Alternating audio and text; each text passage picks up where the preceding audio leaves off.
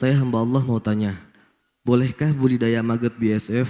Maggot adalah larva dari lalat black soldier yang diperoleh dari proses biokonversi palm kernel meal.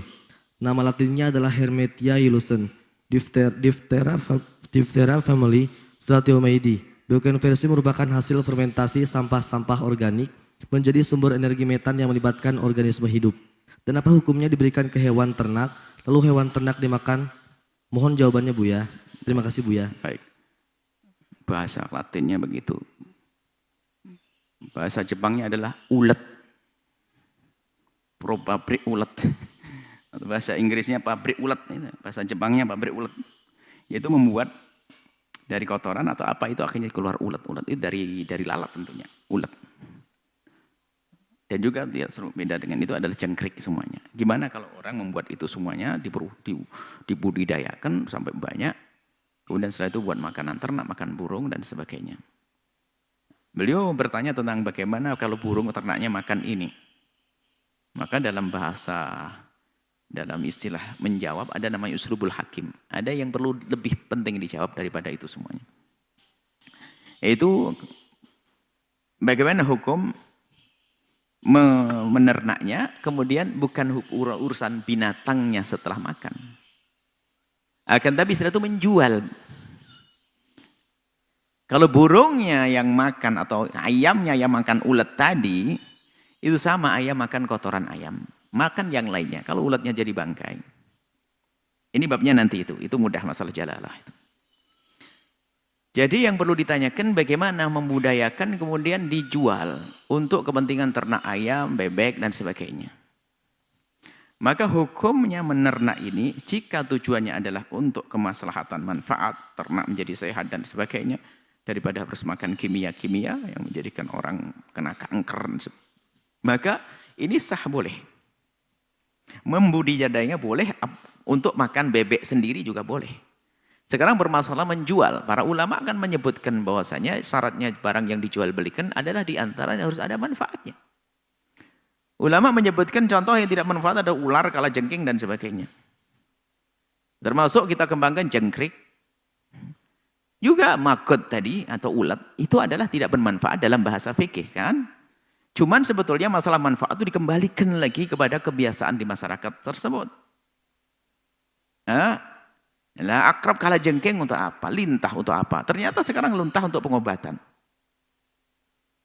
Kalajengking juga untuk pengobatan katanya. Disengat kalajengking katanya sehat. Lah mungkin. Saya tidak mau berobat kalau begitu dengan begitu. Kalajengking. Anggap saja menjadi bermanfaat. Berarti manfaat itu ada nisbi, tergantung di mana tempatnya. Jadi kalau ditinjau dari sisi ini, maka selagi manfaatnya jelas, maka barang tersebut akan menjadi sah dijual belikan. Sah dijual belikan kalau ada manfaatnya.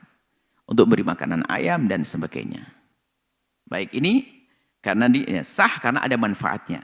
Anggap saja ini tidak ada manfaatnya. Termasuk kita kekeh dengan takbirnya para fuqaha dulu, bahwasanya itu tidak bermanfaat. Jangkrik tidak bermanfaat. Kalajengking tidak bermanfaat. Ini tidak bermanfaat. Padahal kemarin menemukan karena kita mendengar informasi berita bahasanya racunnya. Kalajengking itu bisa jadi vaksin apa begitu. Berarti kalajengking jadi mahal. Nah, itu akhirnya kan jadi manfaatnya. Tapi anggap saja deh, kalau jengking tidak manfaat, ular tidak manfaat, jangkrik tidak manfaat, maggot tidak manfaat. Bagaimana hukumnya jual beli barang yang tidak manfaat? Dalam pembahasan fikih kita adalah, dalam fikih Syafi'i khususnya, setelah tidak manfaat, tidak sah jual belinya. Baik, setelah tidak sah jual belinya, dan ini adalah sisi yang jarang dihadirkan. Apakah setiap yang tidak sah lalu haram? Sementara ada upaya di dalam madhab kita Imam Syafi'i, kalau kita jual beli yang tidak sah, mesti jual beli najis. Dalam madhab Syafi'i tidak sah. Tapi bisa saja memindahkan hak milik adalah dengan tanazul atau raf'liyat. Maksudnya apa? Saling memberi tanpa ada akad jual beli. Kau berikan itu kotoran ayammu, saya menghadiahkan kepadamu duit. Menghindar daripada akad. Sebab akad ini nanti ada ke belakangnya hal-hal yang ada sangkut pautnya dengan akad, masalah khiyar dan sebagainya. Maka tanazul ini saling meletakkan. Saya tidak menganggap uang saya milik saya, sudah untuk kamu. Yang punya kotoran ayam ini bukan milik saya kasihkan ke kamu. Maka ini adalah tukar menukar. Bukan dengan transaksi jual beli, namanya sudah tanazul atau raf'ul yad. Nah, ini masih bisa dengan cara semacam itu. Tapi kalau seandainya dengan transaksi jual beli bagaimana?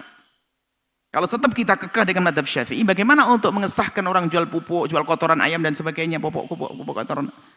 Maka karena ini adalah najis atau tadi jengkrik, mako dan sebagainya, sementara jelas ada manfaatnya, anggap saja tidak ada manfaatnya, maka jual beli adalah tidak sah. Loh, kalau tidak sah bagaimana? Lah kalau tidak sah ada istilah dalam fikih, tidak sah itu adalah qadhaan. Bukan dayanatan. Qadhaan itu artinya apa? Menurut qadhi tidak sah, menurut hakim tidak sah. Tapi tidak ada dosa di hadapan Allah karena apa? Ini adalah hal-hal yang sudah merelakan dan urusannya kecil ini. Saya merelakan uang saya diambil sama dia adalah enggak ada, ini bukan amal ribawiyah, bukan. Hanya tidak sah, maka duit saya diambil sama dia, jual beli, sah, saya saling ridho dan sebagainya, enggak ada unsur riba di bawahnya, hanya barangnya tidak sah untuk dijual belikan. Maka dalam hal ini adalah tidak sah qadhaan. Menurut qadhi tidak sah, tapi di hadapan Allah tidak dosa yang demikian ini. Apa maknanya? Wong Anda merelakan barang ini dan tidak ada pertentangan dengan urusan riba, haknya sudah. Cuman tidak sah qadhaan itu begini maksudnya. Tidak ada khiyar, tidak ada hukum-hukum yang ada sangkut pautnya dengan transaksi, tidak berlaku di situ. Artinya apa? Kalau ternyata kotoran ayamnya, Anda beli kotoran ayam, tak taunya kotoran ayamnya kurang bau menurut Anda komplain, lalu ngadu ke qadhi akan tertawa, enggak, jual belimu enggak sah, saya tidak bisa ikut-ikut. Sudah dibilang jangan jual beli kotoran, terang jual beli. Tapi sudah selesai, kalau saling merelakan selesai. Sehingga hakim tidak bisa menolong dalam hal ini. Karena apa? Tidak sah qadhaan menurut hakim, tidak sah kamu membeli barang yang tidak bermanfaat atau barang yang najis. Tapi secara hukum akhirat tidak ada dosa karena ini sudah diserah terimakan. Ini adalah kalau kita kekeh dengan mazhab Imam Syafi'i, tetap saja orang yang jual beli adalah oke, tidak ada dosa, akan tapi tidak ada khiyar, tidak ada komplain ternyata. Waduh, kotoran ayam, jengkreknya kurus-kurus, ulatnya kurang gigit atau kurang hidup sehingga bebek saya kurang suka, mungkin ini tidak ada khiyar di sini. Tapi setelah meridhokan selesai, nggak ada urusan di hadapan Allah Subhanahu wa taala.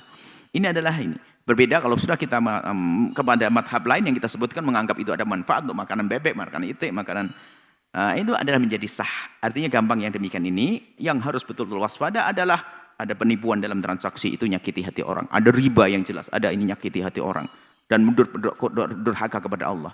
Tapi kalau hal-hal seperti itu adalah diringankan. Jadi sah atau tidak sah qadhaan menurut qadhi, menurut hukum fikih tidak sah. Tapi di hadapan Allah hal yang seperti itu adalah tidak haram dan tidak dihukum oleh Allah Subhanahu wa taala. Wallahu a'lam bissawab. Syukran jazilan. Ada pun urusan makannya ya enggak ada masalah.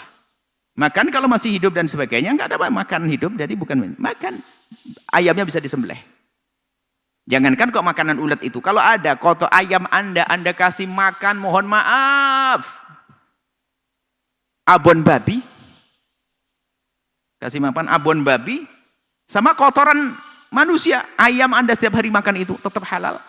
Madhab kita Imam Syafi'i cuman makruh, makruh, hendaknya dikarantina dulu, dibebaskan agar tidak ada kejijian di hati kita, dalam diri kita, dibebaskan dulu sebentar, dikasih dedak, setelah itu bebas, nggak makruh lagi.